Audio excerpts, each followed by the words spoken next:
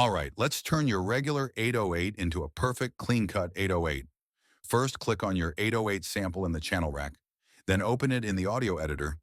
That's Command-E on Mac or Control-E on Windows. Next, highlight 1 millisecond at the very beginning and apply a quick fade-in. This gives your kick a clean space to hit. Use Command-F on Mac or Control-F on Windows to fade. Now click Free inside the audio editor to sync the 808 to your project's BPM.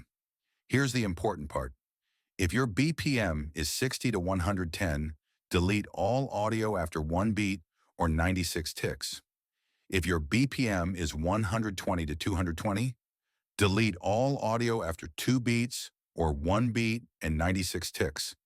That's Command X on Mac or Control X on Windows to cut.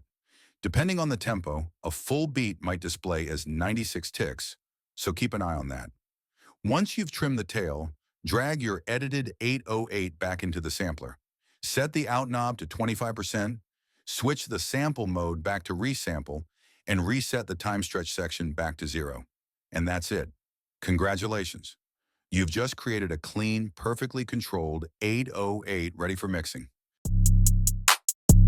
If this video was helpful, subscribe, hit that like button, and turn on the notification bell so you don't miss any of the new content dropping soon.